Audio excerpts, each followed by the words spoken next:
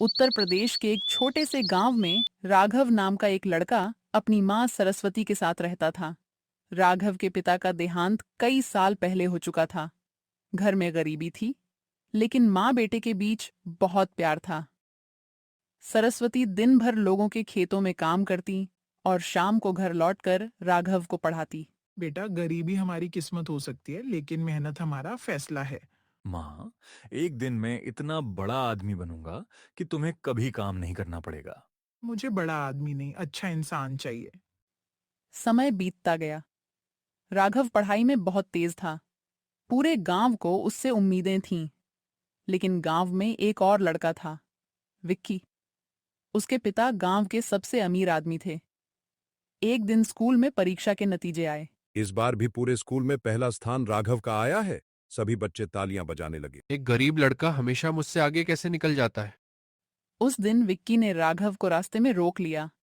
तुम चाहे जितना पढ़ लो, गरीब ही रहोगे।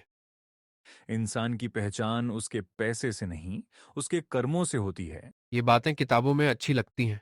राघव चुपचाप घर चला गया। घर पहुंचते ही उसने देखा कि उसकी मां तेज बुखार में तप रही थी। माँ, तुम्हें इतना तेज बुखार है और तुमने मुझे बताया भी नहीं। कुछ नहीं बेटा, 2 दिन में ठीक हो जाऊंगी। कल ही डॉक्टर के पास चलेंगे। अगले दिन डॉक्टर ने जांच की। इनकी बीमारी गंभीर है।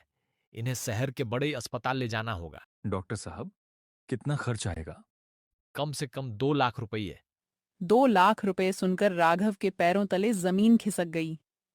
घर में खाने तक के पैसे मुश्किल से जुटते थे। उस रात वह सो नहीं पाया। मैं माँ को कुछ नहीं होने दूंगा। अगले दिन वह गांव के लोगों के पास मदद मांगने गया। माँ को बचाने के लिए पैसे नहीं है चाचा। मेरी माँ बहुत बीमार है। कुछ मदद कर दीजिए। पूरा दिन बीत गया, लेकिन पर्याप्त पैसे नहीं जुट पाए। निराश होकर वह गांव के मंदिर की सीढ़ियों पर बैठ गया। उसकी आंखों से आंसू बहने लगे। तभी मास्टर जी वहां पहुंचे।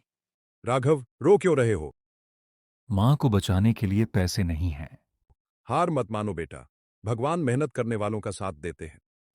मास्टर जी ने गांव में चंदा इकट्ठा करना शुरू किया। कई लोगों ने थोड़ी थोड़ी मदद की, लेकिन फिर भी बहुत पैसे कम पड़ रहे थे। तभी अचानक विक्की वहां आया। मुझे सब पता चल गया है। मजाक उड़ाने आए हो?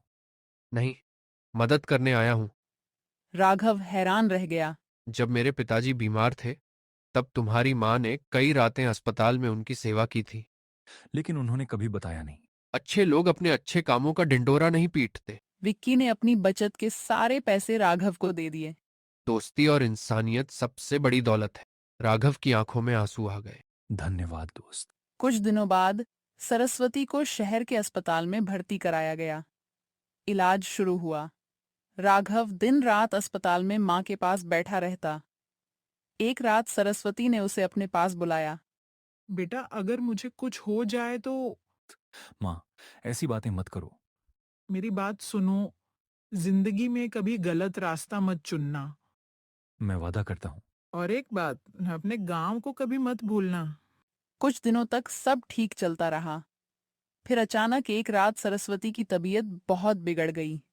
डॉक्टर उन्हें बचाने की पूरी कोशिश कर रहे थे।